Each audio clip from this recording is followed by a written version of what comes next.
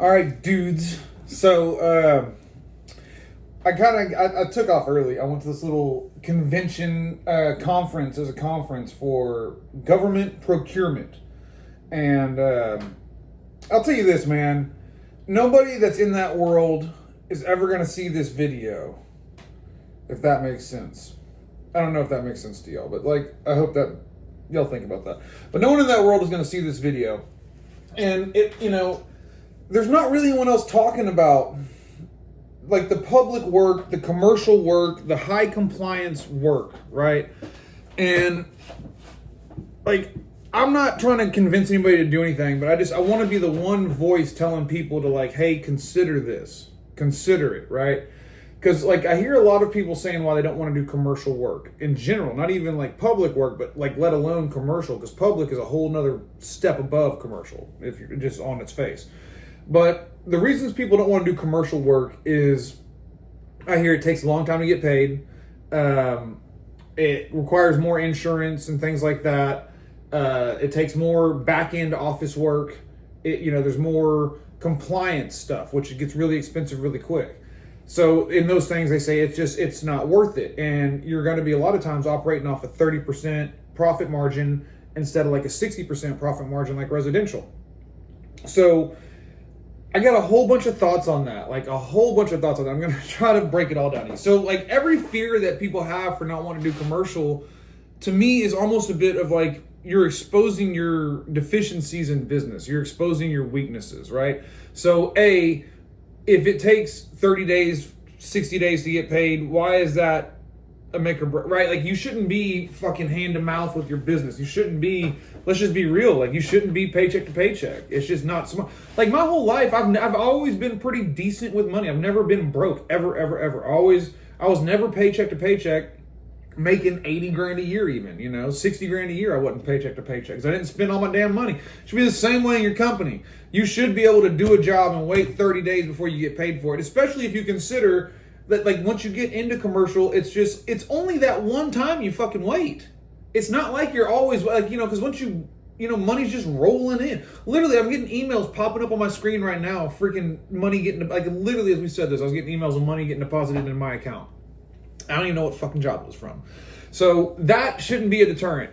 The insurance and the compliance stuff, I can understand, listen, that's a big cost, but it costs a lot of money to be badass, number one. But why wouldn't you want to step up to the bigger professional world, okay? And this is the part that this is something I've avoided saying for a long time. And because I know it's going to piss a lot of people off.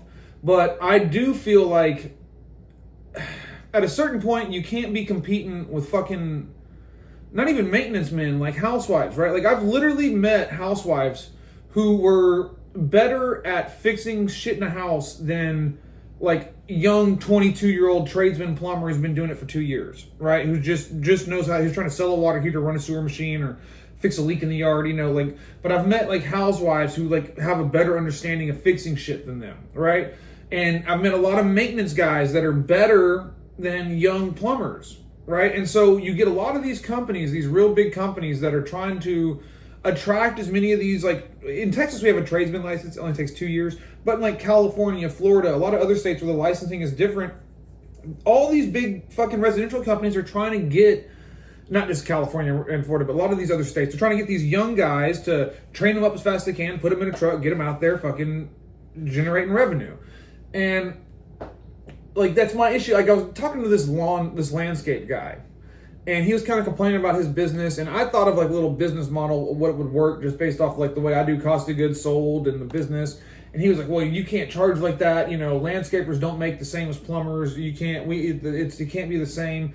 And it's yeah, but that's if you're competing against the fucking junior high boy from down the road pushing a lawnmower. Yes, you have to be cheap, right? But if you're in landscape, you need to be buying a bucket truck, a legit wood chipper, a fucking learn how to do hardscapes, and rent a fucking excavator and do retaining walls, and actually fucking hire some climbers and do some real tree work.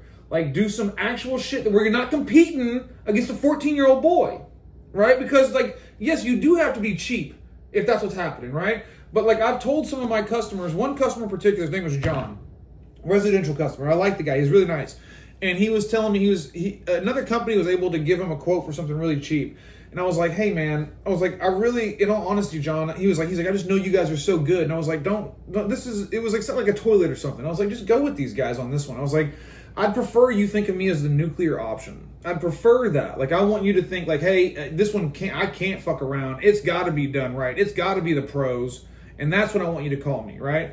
Which has led me to kind of believe, and you guys ain't gonna like this, a lot of y'all, that like the residential shit, like it really should be handymen, painters, fucking like, you know, pressure washer dudes, whoever, like replacing like a little like tiny little bullshit fucking work that a housewife can do, like a flapper and a fill valve on a toilet. Like, it's plumbers shouldn't be doing that shit, right? Because it's like that's not professional shit. It's not.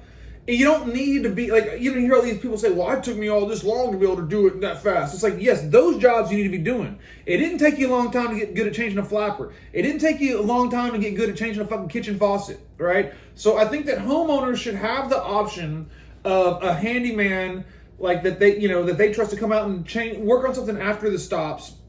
And also I feel like plumbers shouldn't really be chasing this fucking simple work.